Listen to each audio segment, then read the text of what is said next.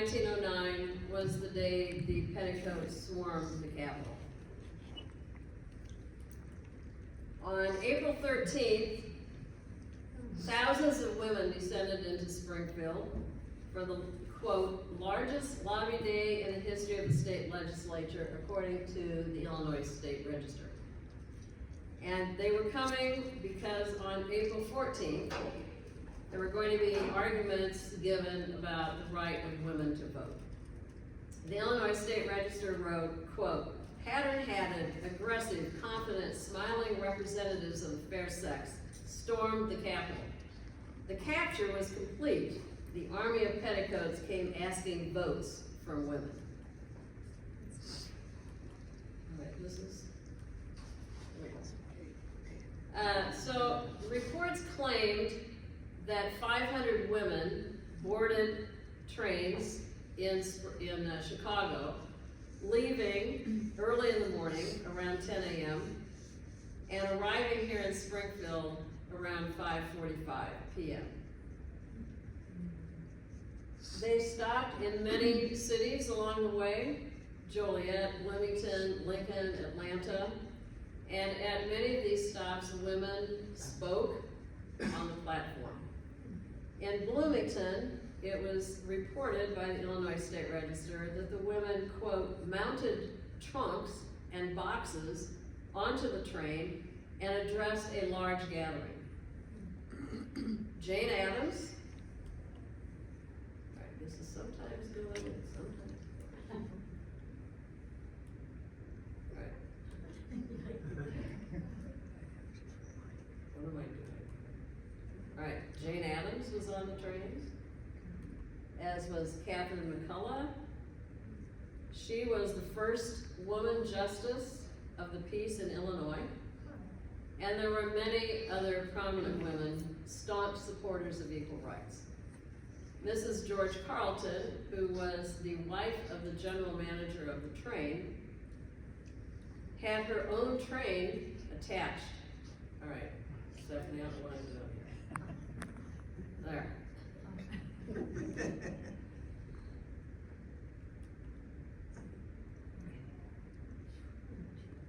And later, she invited Mrs. McCullough into her car for dinner. Women arrived from all parts of the state, and that evening, many attended a suffrage oratorical contest at the Capitol in the House of Representatives. And all were gearing up for the next day's activities. In the Senate, Senator Billings had introduced Senate Bill 119 that would give women the right to vote on presidential electors, clerks, county collectors, and other ballot items. So that was awaiting debate in the Senate, while in the House, a hearing was scheduled for the next day at 3 p.m. on women's rights. The next day, on April 14th,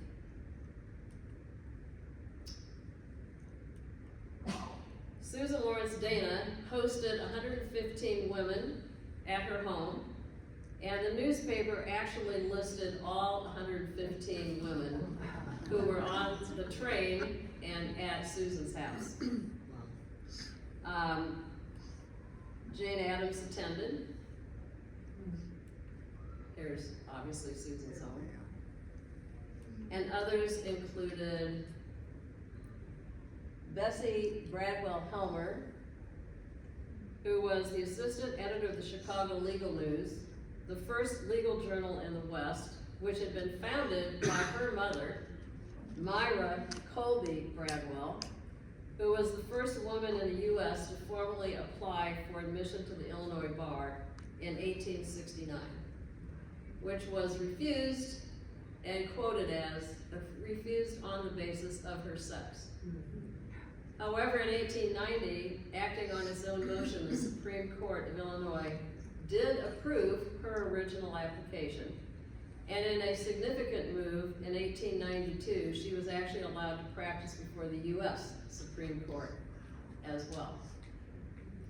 So Mrs. Dana hosted a reception and then a luncheon at her home. And if you've been in her home, you know those tables can hold quite a few number of people. I don't know where 115 people were. But the room was decorated in the suffragist color of yellow, and yellow tulips were placed at each seat around the table as well as on various places on the table. And large candles with yellow shades lit the otherwise darkened room. Then after lunch, each woman wearing a tulip and carrying yellow jonquils walked to the Capitol, arriving around 2 p.m. Hundreds of other women were filling the sidewalks and the rotunda, making their way into the proceedings. The women representing both sides of the suffrage movement, though, were not the only people there. There were representatives of the railroads and the coal operators who were lobbying for their causes. And 200 citizens from Peoria came, along with a brass band, to lobby for the state fair to be moved from Springfield to Peoria. Both the Senate and House chambers became a sea of activity. The Senate Elections Committee, chaired by Senator Herman Bright, had decided to convene the committee to hear Senate Bill 119 because he wanted to give the anti-suffrage group the right to talk. That group was called the Illinois Association Opposed to the Extension of Suffrage to Women. And only Bright and one other senator showed up, because most of the other senators were in other committee hearings. But word got out that they were going to debate the bill, and so people started swarming onto the floor of the Senate chamber, while others were making their way into the House for that hearing. The Senate committee was forced to delay their proceedings for 15 minutes due to all the people on the floor of the Senate. And then it was quoted in the paper, quote, "By order of Lieutenant Governor Oglesby, Senate Rule 60, prohibiting the general public from the floor of the Senate, was read by the Senate Secretary for the benefit of the many equal suffrage advocates who were talking to the senators. The Sergeant of Arms was asked to find seats for them in the galleries, and those who did not leave were requested to do so individually." Well, not as many anti-suffrage women were in attendance, but they had sent hundreds of letters to both senators and representatives. Senator Bright allowed several women representing both sides of the issue to speak. Jane Addams spoke in favor, of course, and she was followed by Carolyn Corbin. She was from the anti-association group. And she claimed, quote, a man and woman start on an inequality that legislation cannot remove. And went so far as to say, quote, a vote for women's suffrage is a vote for a socialist regime. Her remarks were met with some hisses, but quickly subdued because people thought they ought to be respectful. And so while Corbin was speaking in the Senate, on the other side of the Capitol in the House chamber, a joint House and Senate hearing on the idea of equal rights was ready to begin. Jane Addams had spoken in the Senate and wound her way over to the House. And in this chamber also, women swarmed onto the floor, but unlike in the Senate, the representatives gave up their seats to allow the women to sit. Many legislators attended as women rolled out a large petition with 15,000 names, wrapped it around the pillars and across the speaker's podium. Jane Addams introduced the women, who were to speak for only 3 minutes each. And each was to present reasons why women should be given the right to vote. Addams spoke first, and the Illinois State Register later reported she, quote, deeply impressed all with her logical remarks. Both the Illinois State Register and the Illinois State Journal listed the agenda of speakers and all of their topics. So I'm going to show you some of the people who were speakers. Harriet Grimm was from the University of Chicago. who spoke on the College Associations for Equal Suffrage. Agnes Nestor was from the International Glove Workers Union. The lack of the ballot, the handicap of the working girl. Eugenia Bacon was from Decatur, who talked about church interests and suffrage for women. Lenora Dunlap was from Savoy. She spoke on the farmer's wife and the ballot. Her husband Henry was a farmer. He was also a senator. He had been elected in 1892 and was still serving. Margaret Robbins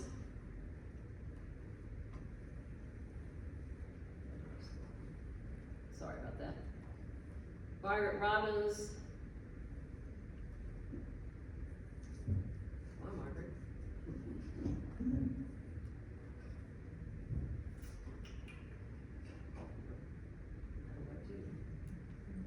There she is. President of the Women's Trade Union League of Illinois on the need of the ballot for the working girl. Then there was Jessie Stubbs from Chicago.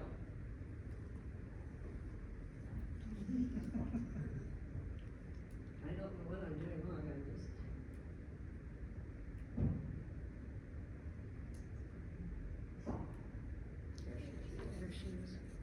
She spoke on some objections answered, but her objections did not have any impact on her father-in-law, Dr. James E. Stubbs. He had sent a long letter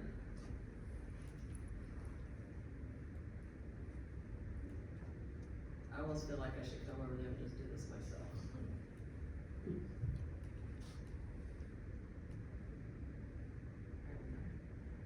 He sent a long letter that was read during the proceedings and quoted in the newspaper. He objected to the equal rights movement with harsh words, and this is what he said. I also noticed that childless, barren, and motherless women, and spinsters who know nothing but agitation and a desire for notoriety, are the ones who are raising this hue and cry. How many of them pay taxes?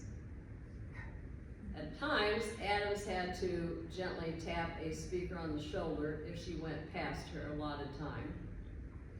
And in the midst of the House presentations, Catherine McCullough entered the House chamber with the word that the Senate had passed the bill in the Senate. Cheers arose.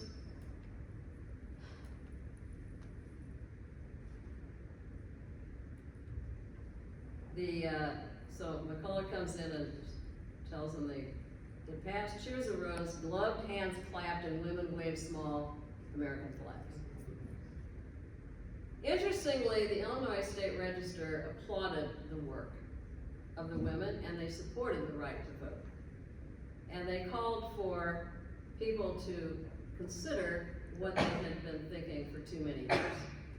And the Register wrote, "It is time to abandon the old erroneous tradition which men have so long permitted to blind and mislead them, that sex must be the measure of citizenship. In no department of human endeavor where the sublime, earnest, honest influence of woman has been given opportunity to operate, has harm been done. While on the other hand, this influence has wrought wonders for good and for the uplift of mankind. So would it be, in the opinion of the State Register, with women's influence at the ballot box." The proceedings at the Capitol ended, and that night there was a reception that was supposed to be held at the governor's mansion, but Mrs. Dineen, Bina Dineen, was ill, and so it was moved to Logan Place. This was the home of Mrs. Hugh Coleman Morrison. Jane Addams greeted people in the receiving line, and music and entertainment filled the evening. Although Senate Bill 119 did pass out of the Senate committee, it did not go any further. Bills were introduced often. In fact, Catherine McCullough had pushed for a bill allowing women the right to vote and had introduced it every year since 1893. And she persisted every year after 1909 in introducing that bill. And it wasn't really until 1913 that women in Illinois won the right to vote in the presidential elections, which many people think did not happen until the amendment. But Illinois, actually, women were voting for president by 1913. They could vote for local offices, but not for state senate, state representative, or governor, and they had to take separate ballots. But there are many other states that had already given the women the right to vote. Colorado, Idaho, and Wyoming were some of the first states to do so. And I thought I'd tell you a little bit about Mary Morrison, who lived at Logan Place and hosted the reception. I have looked and looked for newspaper articles trying to find women from Springfield who were at the Capitol that day, and I haven't had much luck. So maybe some of you have some information. They listed all the Chicago women, but they did not list Springfield women. But Mary Morrison has a very interesting background because her mother, Jenny, was the daughter of Stephen T. Logan, who was Lincoln's law partner, and had served in the Illinois House and became a judge. The house where they lived was called Logan Place. It stood on Miller Street, where Memorial Hospital is today. It had 13 acres of beautiful grounds, and Lincoln, during his time, would have visited there. Jenny then married Lewis Coleman, and their daughter Mary became Mrs. Hugh Morrison in 1908. He was a doctor, and they then moved into Logan Place. She and her husband hosted many receptions in this huge mansion, and included politicians and scientists and musicians and others. She was a member of the Anti-Rust Club, which some of you may be available or know of or in, and she was very active in church activities. She was friends with Governor Dineen and his wife Bina, and was often at the governor's mansion helping with receptions and in the serving lines. So I'm sure she would have known Susan Lawrence Dana, because Susan also was very good friends with Governor Dineen and his wife. They often came to Susan's house, and she often went to the governor's mansion. And then I've been trying to look up all these other women. I have not done all 115 yet, but I thought I'd tell you a little bit about a couple of them. Catherine McCullough was from Evanston. She attended the luncheon at Susan's house. She was one of only 100 attorneys in the United States, revolutionary in itself. Her husband was also an attorney, and they formed McCullough and McCullough Law Firm in Chicago. But she was very revolutionary in her work as a lawyer. She championed the passage of a law in 1901 that gave women equal custody in a divorce with their husband. And she helped secure the right of women to serve on juries. When she was elected the first Justice of the Peace in Illinois, she made national headlines when she changed wedding vows. You know, the man was supposed to proclaim love, honor, and cherish, and the woman was supposed to say love, honor, and obey. She changed that both had to say love, honor, and cherish. Jane Addams called McCullough an incredible lobbyist and said, quote, she could persuade and change the mind of even the dullest Illinois legislator. She also fought for black women. In 1913, there was a march in Washington, D.C., supporting equal rights, and many black women were all along on that march. But they were not allowed to march with their own state. Well, Ida B. Wells was there, and she waited until the Illinois delegation went by, and then quickly went in with them. When McCullough, who was not there as part of the delegation, found out about this, she spoke out against the treatment of the black women who had not been given equal opportunity. And in 1916, she was the first woman to be nominated by a major party as a presidential elector.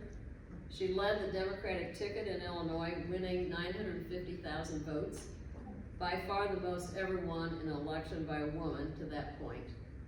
But the Republican victory in Illinois prevented her from actually serving in the Electoral College. She was the legal advisor for the National American Women's Suffrage Association, which later became the League of Women Voters in 1920 after the passage of the 19th Amendment. And she served as its first vice president. She also served as the legal advisor for the National Women's Christian Temperance Union. She died in 1945 at the age of 82. And then I really found Agnes Nestor interesting. Because, you know, I was in the union, teachers union. She was from the International Glove Workers Union and got her start in union activism actually as a teenager when she worked at the Eisendrath Glove Company in Chicago. The workers had to pay for their own needles and pay 50 cents a week to rent their machines. So she got the women together and in 1902 took them out on a 10-day strike. The strike was actually supported by the men who were already unionized at the business. And after 10 days, they won the right to an increase in pay, and they no longer had to pay rent for their machines. And then after that, she founded the Glove Makers Local 2 and went on to serve in many capacities in that organization. Secretary-Treasurer, Vice President, President, and she then became the group's Director of Research and Education in 1938 and was still serving in that role when she died in 1948 at the age of 65. And then, of course, Susan Lawrence Dana was very active in equal rights. She worked at Lawrence House, which is what Susan's house was called. She became the director of the legislative branch of the National Women's Group. Sending out letters, she sent over 15,000 letters to people. She sent letters to all the teachers in Sangamon County and people who worked at the Capitol, all the women who worked at the Capitol. She put 4 different packets together for every legislator and their wives, trying to get people to pass equal rights. Didn't really work. And she became very disgusted, actually, with some of the women who, as she said, didn't know what they needed to do for their own benefit. And when she found out, there was a rumor going around that, this was in the 1920s, she was working hard to get equal rights.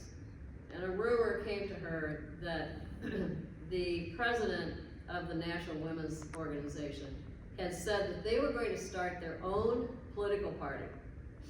And of course she told the legislators that wasn't true. Well, it turns out that that lady actually did say that they were going to start their own party, and of course the bill failed. So she lost a lot of, she said all men are liars, because she thought she had to vote for the Equal Rights Amendment here in Illinois, and it did not pass. So that's a little bit about the day Petticoats swarmed the Capitol, and the women who tried to make a difference and eventually had success later on. Thank you.